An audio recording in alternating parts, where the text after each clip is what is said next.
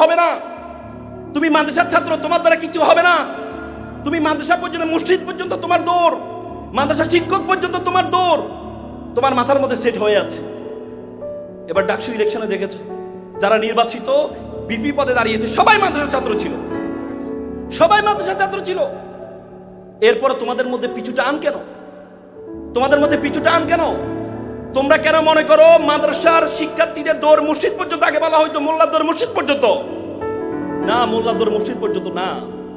তোমাকে শুধু মসজিদ পরিচালনা করার জন্য পাঠানো হয় নাই। আল্লাহ রাসূল একাধারে মসজিদ পরিচালনা করেছেন, সাথে সাথে রাষ্ট্র পরিচালনা করেছেন মসজিদে নববী থেকে। আজকে আমাদের সমাজের এই দশা কেন? আমাদের সমাজের এই দশার মূল কারণ হচ্ছে রাষ্ট্র চালায় একজন, মসজিদ চালায় আরেকজন। আজকে বলো, এখন অনেকে বলে যে মসজিদের রাজনীতির কথাবার্তা বলা যাবে না। হোয়াট ইজ এটা? কি সিয়াসাত? ইসলামের সবচেয়ে বড় বৈশিষ্ট্য সিয়াসাত মানে রাজনীতি। আল্লাহ রাসূল মসজিদ থেকে রাজনীতি পরিচালনা করেছেন, বিচার ব্যবস্থা মসজিদ থেকে পরিচালনা করেছেন। যিনি মসজিদের ইমাম, তিনি যদি বিচার ব্যবস্থা পরিচালনা করে, তাহলে বিচার ব্যবস্থায় কোনো ধরনের দুর্নীতি থাকবে না কখনো।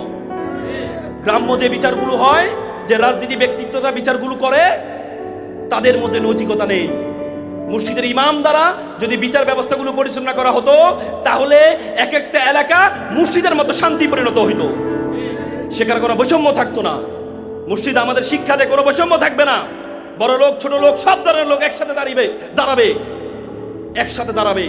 আর ইমামতি করবেন তিনি, যিনি যোগ্যতার দিক থেকে সবচেয়ে বেশি, আমলের দিক থেকে, নৈতিকতার দিক থেকে, তাকওয়ার দিক থেকে সবচেয়ে বড়, তিনি হচ্ছে মসজিদের ইমামতি করবেন।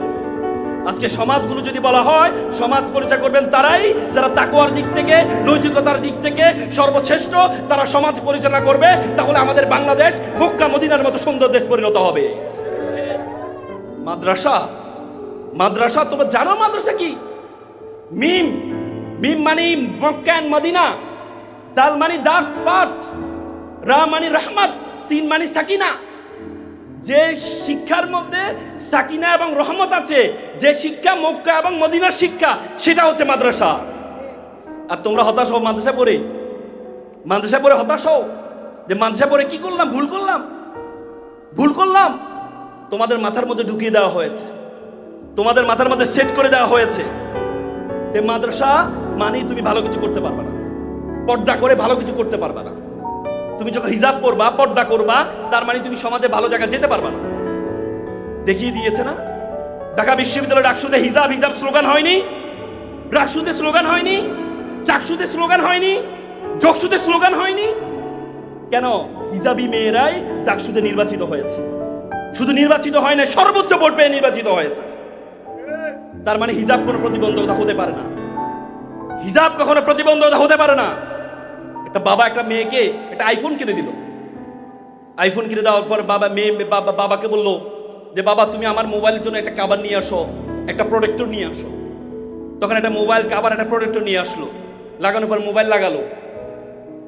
বাবা বললো তুমি এটা কেন লাগাচ্ছ? বললো যে যিনি আইফোন তৈরি করেছেন তিনি বলেছেন প্রোটেক্টর লাগানোর জন্য, কভার লাগানোর জন্য। বলেছে তুমি আইফোনের প্রতিষ্ঠাতা বলেছে মোবাইলকে রক্ষা করার জন্য, ধুলাবালি থেকে রক্ষা করার জন্য প্রোটেক্টর লাগাচ্ছ, কভার লাগাচ্ছ। যিনি তোমাকে সৃষ্টি করেছেন তিনিও তোমাকে প্রোটেক্টর লাগানোর জন্য বলেছে, হিজাব লাগানোর জন্য বলেছো, সেটি তো তুমি করছো না।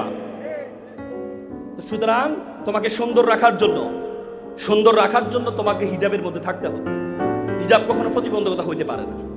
আজকে শিক্ষার্থী এখানে যারা আছো, তোমরা তোমাদের সম্বন্ধে জানতে হবে। Who are you, who are you want to গো?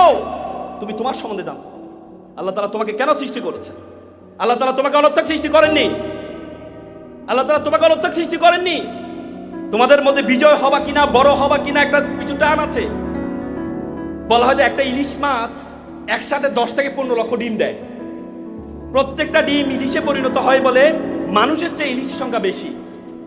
বলা হয় দেখে আমরা যে শুক্রাণু থেকে হয়েছি, 40 কোটি শুক্রাণু একসাথে ছিল। আমাদের মায়ের ডিম্বাণু গিয়ে দৌড় প্রতিযোগিতা অংশগ্রহণ করে যে সবচেয়ে এগিয়ে গিয়ে মায়ের ডিম্বাণু গিয়ে আমি তুমি জন্মগ্রহণ করেছি, সেটা হচ্ছে আমি এবং তুমি।